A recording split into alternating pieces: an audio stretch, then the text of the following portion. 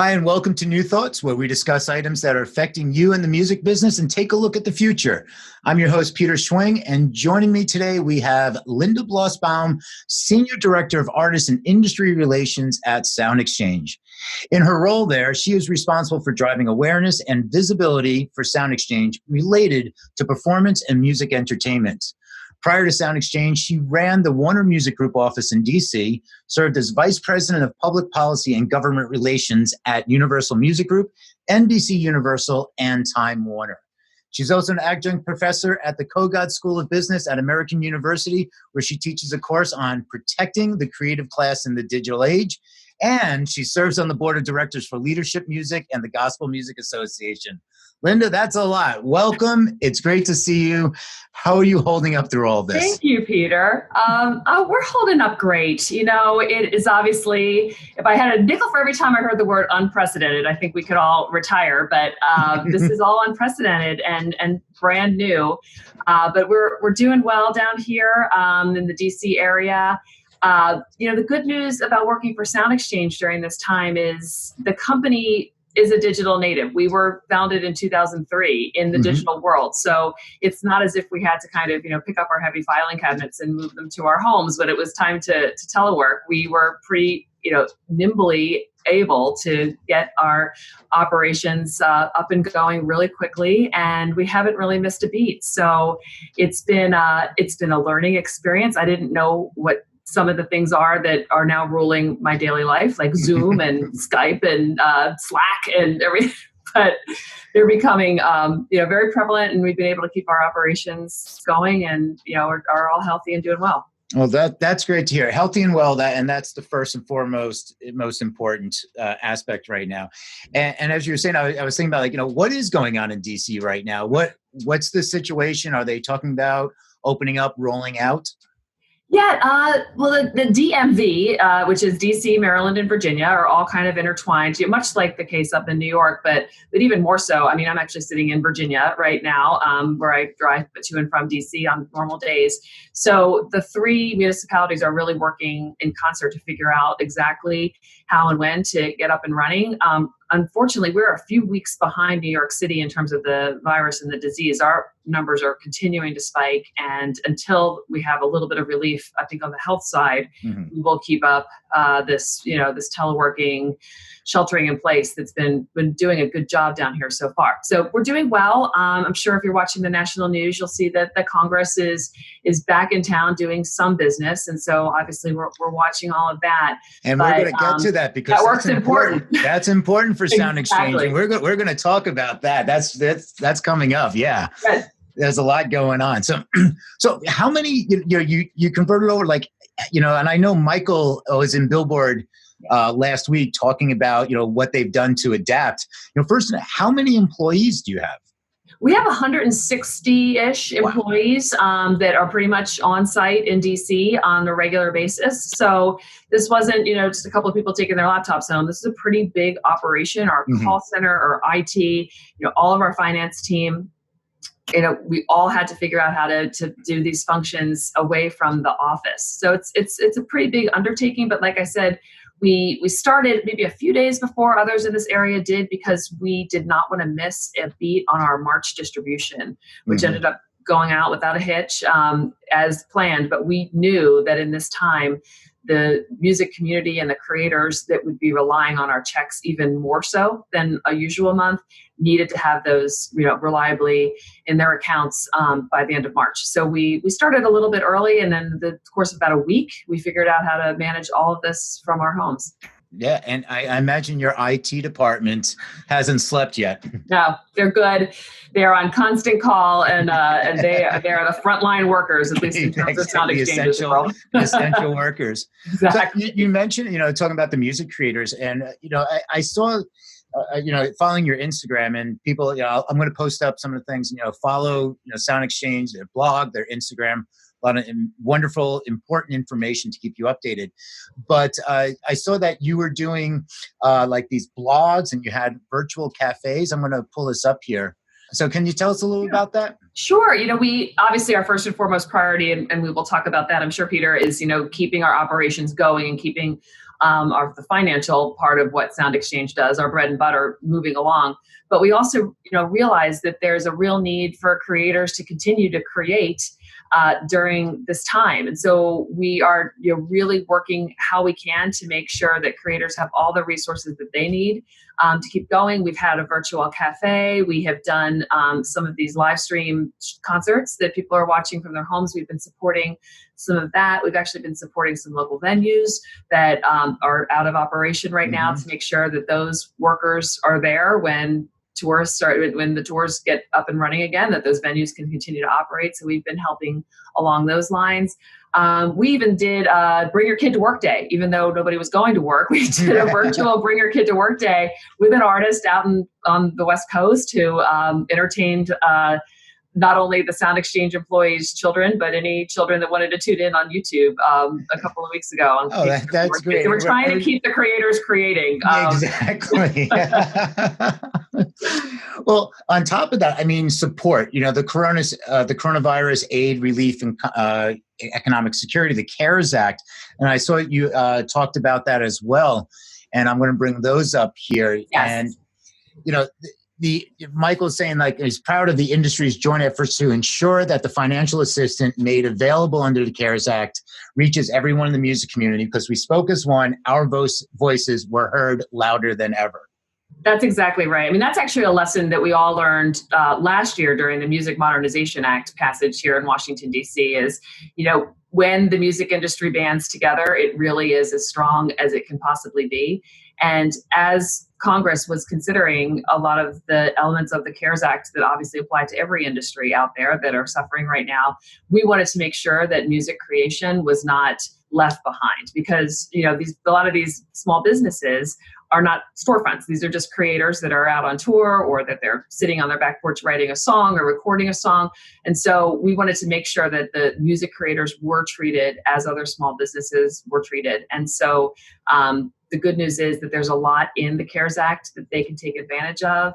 I think being able to really isolate that for music creators specifically has been helpful as they apply for unemployment, as they apply for the paycheck protection, and as they look for the future, that they will not be an afterthought. Yeah, and that was so important. And SoundExchange has always been so supportive of the music creators.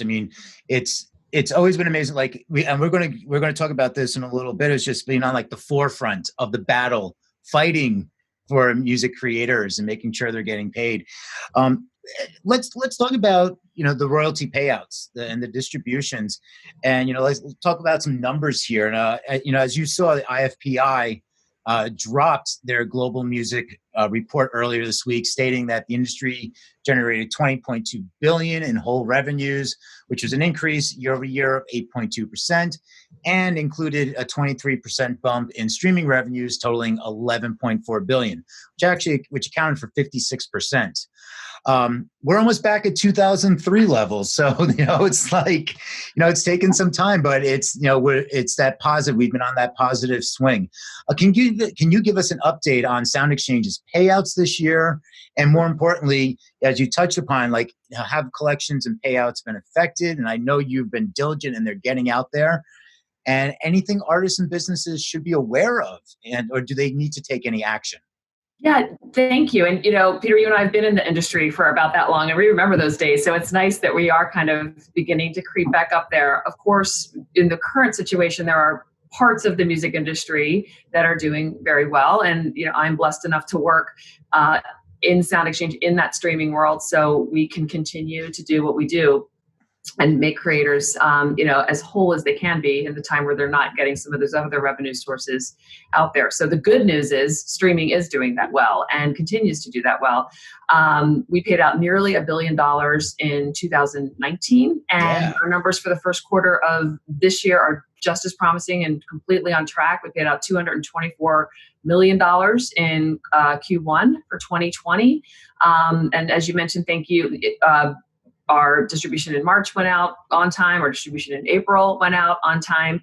And so we have not seen a decline in that money coming in. It'll be interesting to look historically, at least my anecdotal focus groups for my friends and family and neighbors, and people are streaming music more than ever now because they've got these long days and in some cases nights to fill. And so there's a lot of commerce that's happening with those streaming services. So that's good news for those that recoup a lot of their money from streaming. And that SoundExchange can continue to be that part of the economic ecosystem for the music industry. It's really interesting. So when we first all started going into the quarantine mode, it was around March 15th, I think, or 14th. That was the weekend when we all woke up on Monday and we didn't go to work. Not look the same. No. I was like, I don't have to shower today. It's like, what do I do? And there was those interesting reports where music streaming actually took a dip, but Netflix picked up. So it was that comfort level and going in for that week, 2 weeks, where people were more engaged in the fact of a visual medium as opposed to streaming, because streaming, listening to music is more passive. Correct. Kind of situation. And the other thing that I also saw was in podcasts, and podcasts also took a dip because 55% of podcast listens are during a commute, going to the gym. And so you're seeing like different consumption habits. And and anything with 2020 in the history books, there will need to be an asterisk after it. Yes. But the thing is that streaming is coming back. So people, after that 2 weeks, it changed back to more, I guess, normal listening behaviors, and even has increased. So do you foresee any kind of ripple effect going into 2021? Maybe even concerned with the fact that live music may only come back, we don't know when we're going to be able to see a concert again. Exactly. Yes, that's exactly right. And I hope that live music is able to safely come back, as soon as possible, because there's so many jobs that are tied to that you don't think about when you think about just the featured artist that's standing on the stage. So we are all hoping that the touring comes back and that the venues we went to those shows in are able to open back up again and have the same experiences, and that people are comfortable doing it. I mean, that's the biggest question mark for the next year, or maybe two, is like, are you comfortable going into an arena with 35,000 people, or getting on an airplane to fly to see your favorite act somewhere? So that's all more of a question mark. But one thing, as you said, that will remain constant is that you can stream your favorite artists, in all kinds of ways in this new normal. And I agree with you, Peter. I think that we're all getting used to this new normal life that we are finding ourselves in, in terms of months instead of weeks. And so back to those listening habits and back to being able to, to discover new music too, which streaming is a great avenue to do, because you might not be able to go out to your local clubs and hear the new hits from, old bands, or discover new bands. So I think streaming will, I'm hoping, really continue to succeed in this world as we get used to whatever the new normal is. And yeah, I mean, the new normal, there's nothing normal about this. There's absolutely nothing normal about this. I was speaking with somebody the other day, and we were talking about SoundExchange, and they were asking, about the entertainment industry. And one thing that is not as well known is, but you also collect on behalf of comedians, actors, and other kind of people in the entertainment industry, and SAG-AFTRA, AFM. You have good relationships with them. And is that something like, are you seeing changes in there? Because now that is something in the entertainment side, like the visual. We are. We've always collected for spoken word, for comedians. We've tried to make that known out there, because people do think of SoundExchange as music, and that's obviously the majority of what we do. But there's so much else out there. If it's being streamed on a service that we are collecting and administrating royalties for, then we will have money for those folks. And one thing I do want to say about what we've been working on during this time of teleworking is we're out there, vigilantly trying to find folks that we do have money for that we have not been able to get registered for whatever reason. There's a list. It's so much better than it used to be when we first got started and nobody knew or understood what SoundExchange does. But there's still folks like comedians that may not understand that they're entitled to this money. So I've got, a whole team of folks in Washington, and even some folks that don't typically work in industry relations, but maybe they answered the phone or filled up the vending machines, and they've got a little extra time on their hands when they're working from home. And they're just kind of cruising the internet and trying to find some folks that we have money for, understanding that this money is needed more now than ever. So we've been spending a lot of time doing that. And, the opportunities like this to get the word out there about what we do are so welcome. And we really appreciate the opportunity that you're helping to spread our word. And there's money on the table, and you don't have to go into an apartment to get it. It's all digital. That's right. That's right. And we did a whole campaign last week just explaining, if you don't have direct deposit set up for your account, how it's easily done. We've got a lot of new self-service tools that we rolled out last fall, and we're in the process of doing kind of some roadshows to explain to people one-on-one how to use those self-service tools. But one very easy one to do is to just update your account with your bank information, and you'll have that money direct deposited on a monthly basis. By the way, we're the only performance royalty organization on this side that does monthly payments. So as long as you meet a minimal threshold, you'll have a monthly payment in your account, every month, even during this time. Yeah, and that's the other. SoundExchange doesn't just collect royalties. You're consistently innovating new and efficient ways to serve the industry. So going back to what you said, I know in April you rolled out the new licensee direct feature, and you talked about the direct deposits. So what else do you have up your sleeve?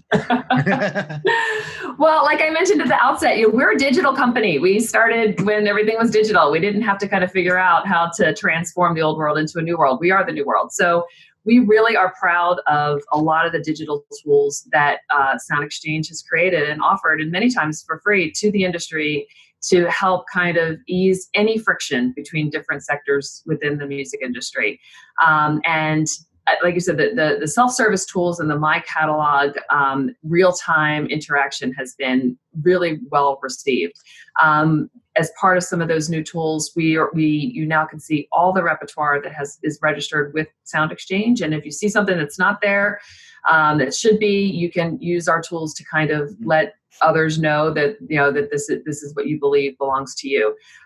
We have ISRC search for free on our website. If you need to find an ISRC number of anything that's been recorded, you can do that for free on our website. And again, this is the language that we use to communicate within the industry. And SoundExchange has the information out there because we're paying people every month. So we are trying to make it as easily accessible to those that need it, to do their business and to really ease, like I said, that friction that's been there for a long time in the industry. And that's fantastic. And there's always something new. I know one of the main things and the most important values that SoundExchange adds, besides these additional services, constantly being on the front lines of the battle to make sure music creators are getting what they deserve. So recently, Canada ratified the USMCA, the United States-Mexico-Canada Agreement. And I have a quote here from Michael that was posted.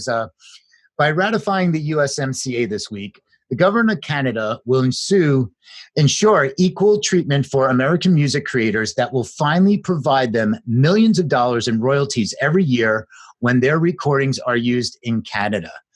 Can you elaborate more on that? Sure, that's right. And that quote is from Michael Huppy, our CEO, who has been trumpeting this for years, for as long as he has been with SoundExchange. Thank you for putting it on the screen. So basically, we want creators to be treated equally, regardless of where they're from. The USMCA made this a little bit easier in Canada because they had something to ratify and make this law. But there are other countries around the world in very big markets, primarily in Europe and Australia, where we don't have that equal national treatment. And so we estimate that we leave about $170 million on the table every year because they are collecting royalties for American artists in other countries, but not putting that money back into the hands of those American artists back home. It's just because the laws are not reciprocal. So as you mentioned before, Peter, we are still in business and watching Congress that is in business and really pushing Congress this year for this fair national treatment across borders to make sure that all creators are compensated for their work regardless of where they live. Yeah, and we thank you for that. I mean, to have an organization that's going up to the Hill, fighting for the rights, and going back, U.S. Music Modernization Act, CASE Act, everything that SoundExchange has done. It's just really to support the industry, and we're we're blessed to have an organization, and like with Michael, leading the charge. I mean, does he sleep? No, he doesn't sleep. And he's a superhuman that doesn't seem to require the sleep that some of us do.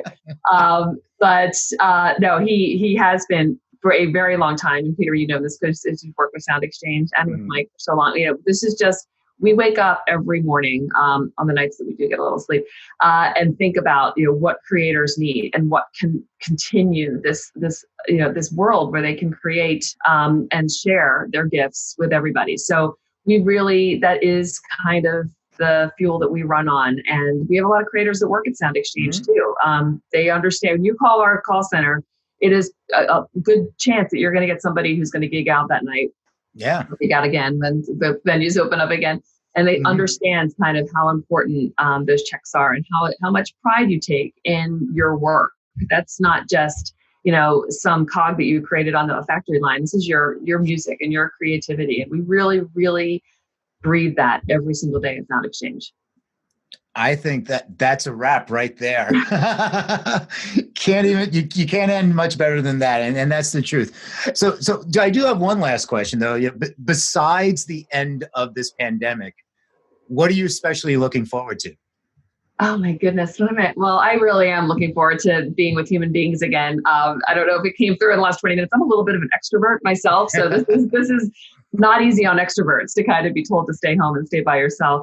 I've been looking forward to the future of the music industry for a long time. And I think that will come back even bigger and bolder than it may have.